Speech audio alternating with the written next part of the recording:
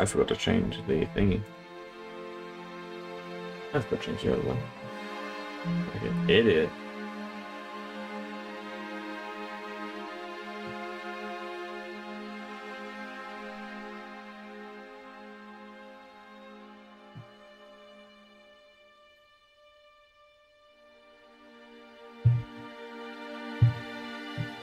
Oh, Blow. Not the person I expect to be here. No, Dodge. Wow, you couldn't have shown up to the more boring stream ever.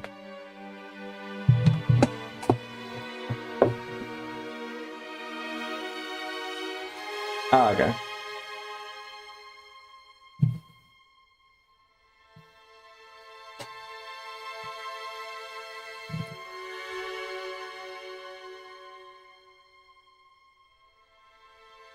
Well, I finally gotten all the stuff, all the Miku stuff.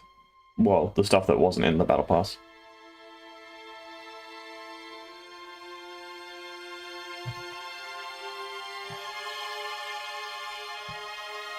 But anyways.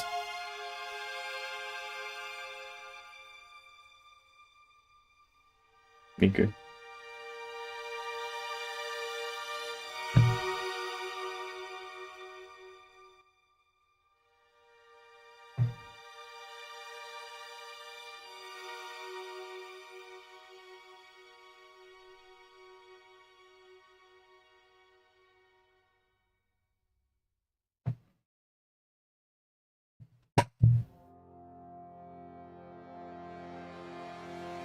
Anyways, I actually have some work to do. I've been told I need to read this. By English. I already got that one. That was the first gem check I got.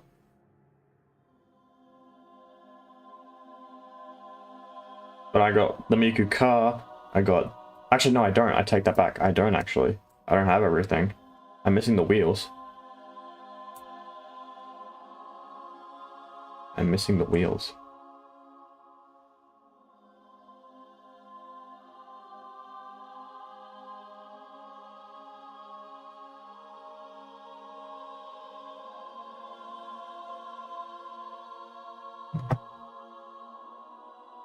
Hmm.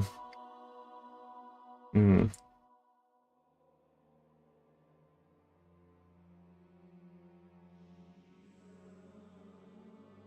Hmm. My wish list.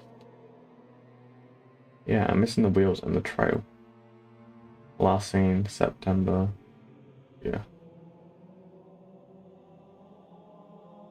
Last seen September. Last seen September. Yeah, no.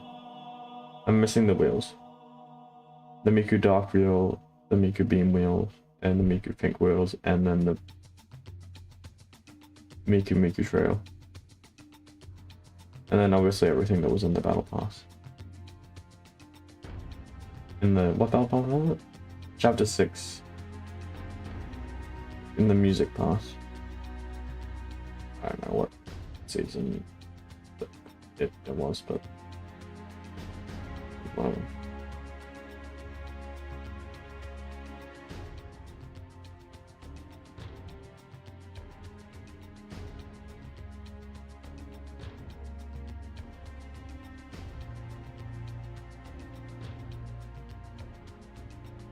Anyways, as I said, you come to this boring stream, because it's bloody stream, because I would never scrap this piece of work. But anyways, representations of kingship and power in Shakespeare's second tetralogy. Tetralogy is like 4, right? Tetralogy.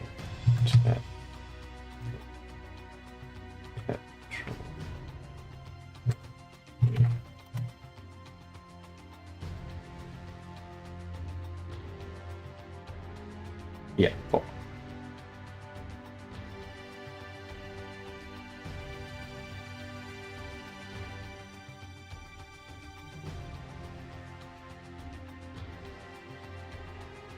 Since it is possible to know know Shakespeare's attitude, beliefs, and playwriting methodology, we can only present hypotheses based on textual evidence regarding his authorial intention and the underlying didactic message found in the second tetralogy of history plays.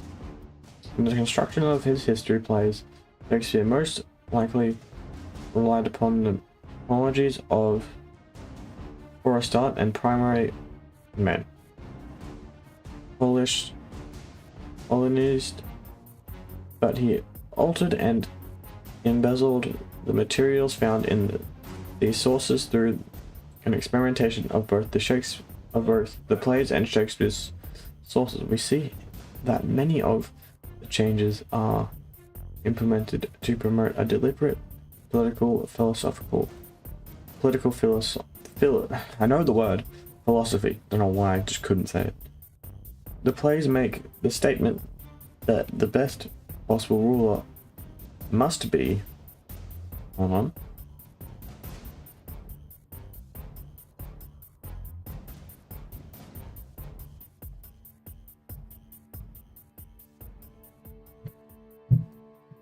Must be both anointed and politically rude.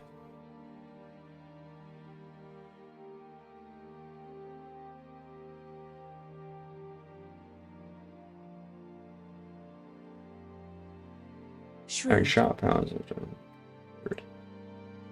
A monarch's license to rule is not based on simply on his or her divine right of succession, but also on his or her ability to shoulder the responsibility that comes with being divinely appointed, to lead people wisely, being placing the welfare of the nation above personal desire. The philosophy, I don't know why I'm struggling to say it. I know philosophy, oh my god.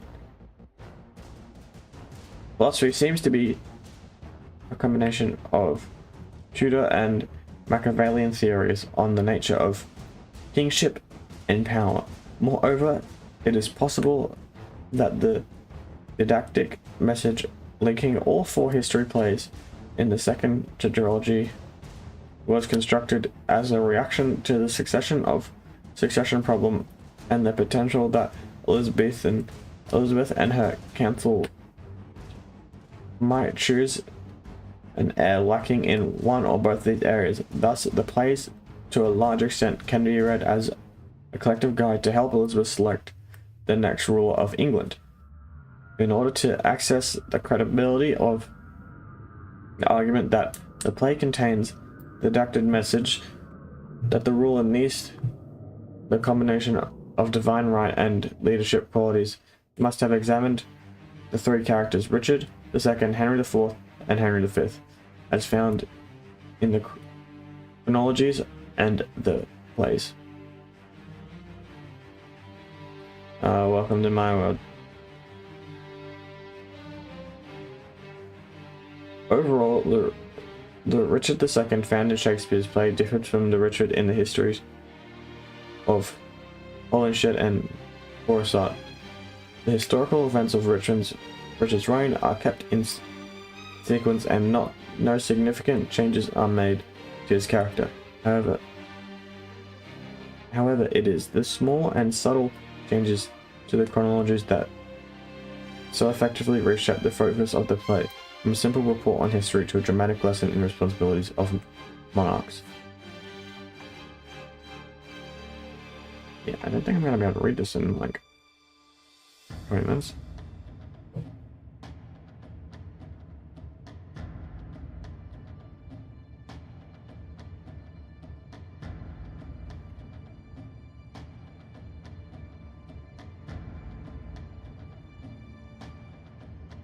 Many of the establishments Shakespeare makes to the information he found in Holinshed's chronicles are directed towards stressing and reaffirming Richard's status as a divinely sanctioned king.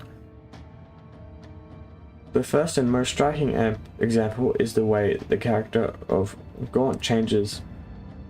Shakespeare's portrayal of Gaunt is one of the few instances where he dramatically alters the source material of Holinshed's. In the chronicles, Gaunt is a disorderly and punctuous. Imagine it. However, in Richard II's Gaunt is the voice of reason, wisdom, and all above patriotism. It is likely that the Shakespeare replied on the Chronicles of Froissart for his characterization of Gaunt. The following passage from Froissart's Chronicle shows the similarities.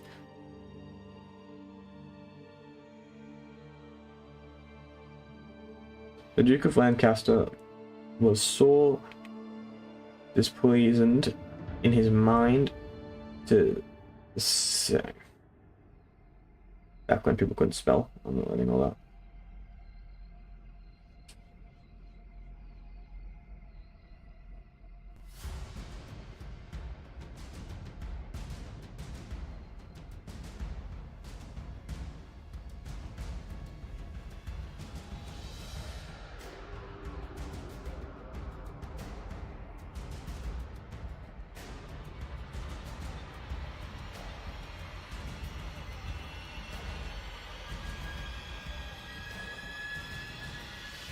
Sorry, I zoned out. So also we are told by Froissart that Gaunt did not attempt to avenge the murders of his bride. Okay, maybe I should read this. The Duke of Leicester was sore displeased in his mind to see the king, his nephew, misused himself in the desire of thing. Could they have just not, like, it was like, maybe fucking, but the people back in the day, I understand that shit wasn't consistent, but could the people who add this, like, you know, sold it right, himself in divers things as he died? He considered the time to come like a sage prince, and sometimes said to such as he trusted best, our nephew, and just the inconsistent spelling as well. The King of England will shame all, or he cease. He blabbered delightly, veiled counsel who shall destroy him, and simply, if he lived long, he will lease his realm and, supposed to say lose his realm.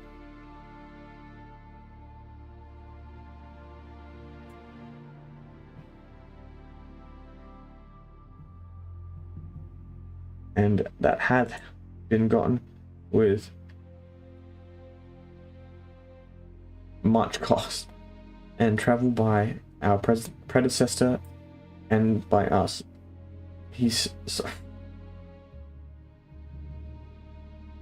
This writing is like if you just said to any child, just sound it out and spell it like that, and it's them trying their best.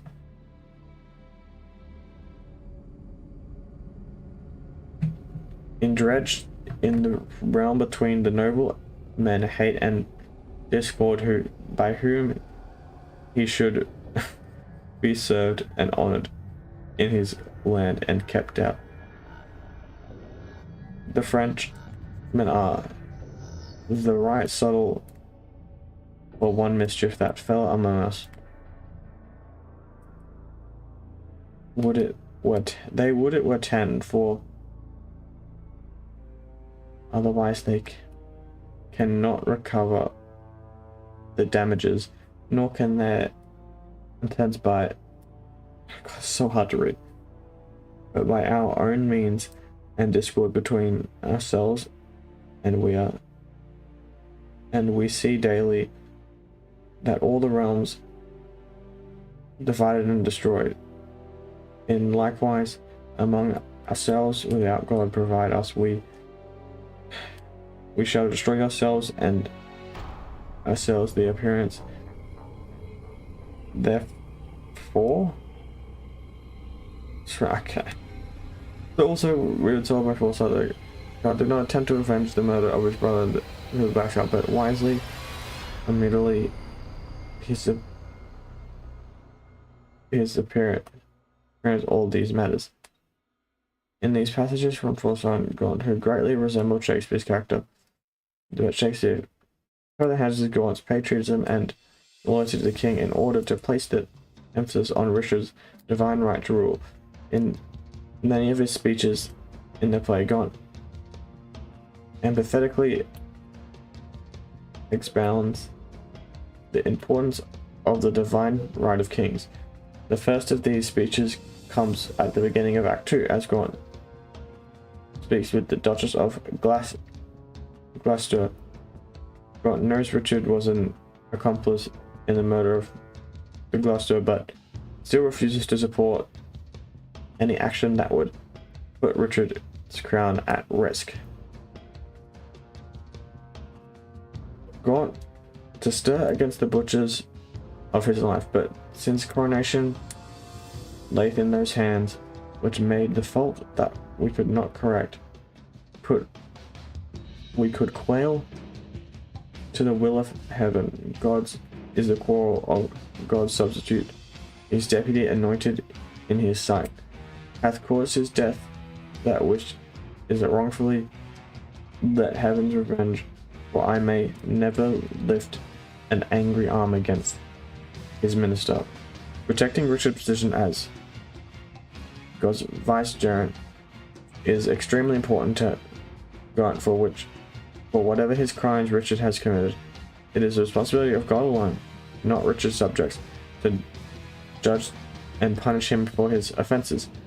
Gaunt's condemnation of obedience to Richard, because of Richard's divine right to the crown, exemplifies the Tudor policy, though of the 16th century. The Tudors adapted the theory of the divine right of kings in an attempt to maintain a strong government and countered the papal authority as the state attempted to break away from the church. In the attempt to maintain a strong government, they countered I just fucking read that away from the church theory. The foremost doctrine of the time regarding the nature of kingship and rests on four main statements. The monarch is divinely ordained institution. Heredity right is indefeasible, the right acquired by birth. To rule must not be forfeited through any acts of usurpation. The kings are accountable to God alone. Non-resistance and passive obedience are enjoyed by God. Under any circumstances, resistance to the king is a sin and ensures that the damnation. The vehicles for the expression of Tudor propaganda were usually homilies and sermons.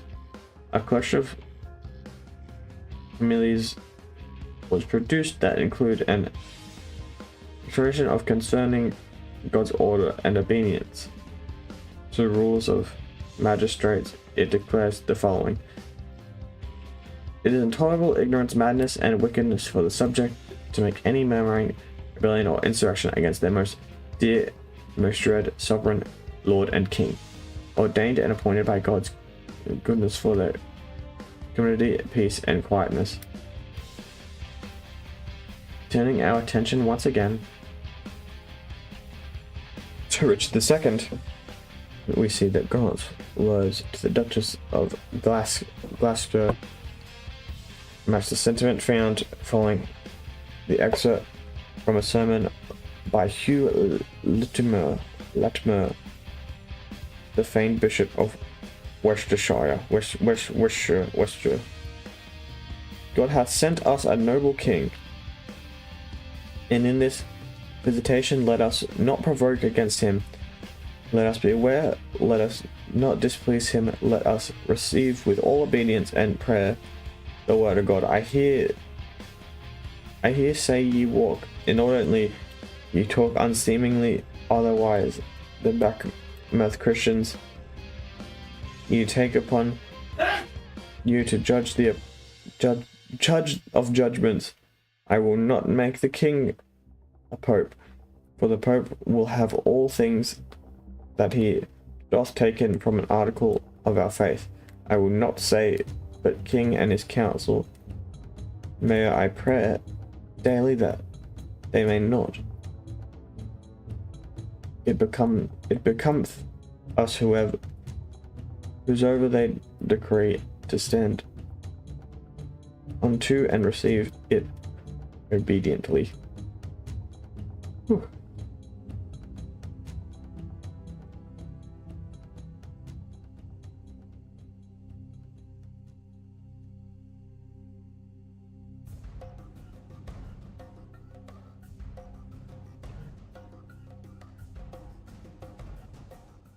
One speeches in Act 2 Scene 1 are, as any theatre patron at the time would recognize, foreshadowing the actions of Bolingbroke and the suffering that will occur as a result.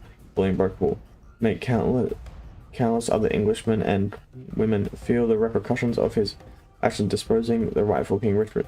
John's transformation from Holshed's greedy aristocrat who cares little for the Commonwealth into Shakespeare's patriotic voice of Tudor England is the most significant example of Shakespeare's addition and alteration implemented to stress the importance of Richard's ordained right to rule. However, there are other additions in the drama that also work to this end. In Holshed's Chronicles, it is reported that York is left in charge while Richard is in Ireland, and that he raises a small army to confront Bolingbroke and his men, but it is in vain because York's army refuses to fight against the beloved Bolingbroke. York then came forth into the church that stood without the castle and there communed with the Duke of Lancaster. Holshed Chronicles, and he listened as one among the many who came flocking unto him in new part. York's feelings are ambiguous in his passage. He clearly obeys his orders and tries fighting Bolingbroke, but it seems to change sides and join Bolingbroke without computation or hostility. In Richard II, however, York's dislike of Bolingbroke's actions is clear. York took. That's what that sounds to. Grace me no nor grace, nor uncle me nor uncle. I am trader's uncle, and that word grace. I am an ungracious mouth, but is profane. Comest thou because the anointed king is hence? York, I am playing, is outraged that Bolingbroke would consider rebelling against Richard. His speech draws attention to Richard's anointment. So as having no choice, York goes along with Bolingbroke, but is bitter. It may be I go with you, but yet I'll pause from I am loath to break our country's laws. Any other addition to Shakespeare's makes to the drama not found in the source is a speech given to Richard's brief initial confidence, because Salisbury brings the news that his men had joined Bolingbroke is mentioned briefly in Holshed. However, the speech Richard gives, created by Shakespeare, and further illustrates Richard's defined right. Treason will sit blushing on his face, not able to enjoy the sight of day, but self-freighted, trembling in his sins, and all the waters in the rough, rude sea. Things move a little slower in the neighborhood, and that's what makes it so wonderful. Square. See you in the neighborhood. Can wash the bombs from anointed king. Black Friday, Cyber Monday, Boxing Day, or your nan's birthday. Forget about price hikes. We keep it just the way you like. One plan, one price. Exetel. Typical evening speed, 500 over 40 megabits per second. T's and C's apply.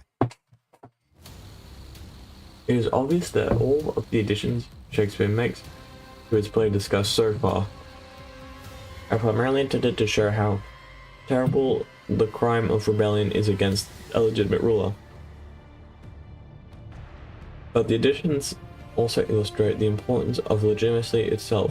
Richard has gained the throne by the law of Genter and has license to control England because he is divinely ordained king, although Richard, as we see, is grossly incompetent at managing the affairs of the realm. He is legitimate. He has right on his side, and therefore he has the qualification that make us a ruler. What Richard is lacking is the ability to make shrewd political decisions. He is ordained and has rightfully authority and obligations to lead his subjects, but being weak and self-absorbed, he cannot fulfill his duty. His ineffectiveness to show in the Chronicles of Holinshed, but to a far lesser extent than in the play. Many additions Shakespeare makes to Richard II are designed to emphasize Richard's divine right, but also are many passages added that bring to light Richard's flaws in the area of governance. Subsequently, the additions illustrate that Richard is not the best possible ruler because he does not have the combination of legitimacy and political savvy. In the Chronicles of Holinshed reports that Richard II banishes Bolingbroke because Bolingbroke cannot solve his quarrel with Marlborough peacefully. It seems a necessary decision in the Chronicles. Richard desires to the end of the argument, and there's no other motive of Richard implied. But in the play, Richard makes the following speech after Bolingbroke is banished that impugns his motivation behind the removal of Bolingbroke. He's our cousin. He's our cousin, but 'tis doubt. What time shall we call him home from banishment? Whether our kinsman comes to see his friends, ourselves bushy here, baguette, wee baguette. Green observed his courtship to the common people, how he seemed to dive into their hearts with humble and familiar courtesy. As we are in England, his revisioned his and our subjects next degree in hope. It's apparent that Richard's motivations in the play were banishing Bolingbroke. I must capture the Avatar to restore my honor. Although severely punishing a man so beloved by the people for a minor offense is a political folly, Richard does not seem to take it into consideration. He shows his weakness as a ruler by allowing his emotions to shape his decision. The passage also illustrates that Richard has not been able to interact effectively with the English people. He has done nothing to gain their support. This estrangement from the common people is politically dangerous. The necessity of having the support of the common people is the basis of several chapters in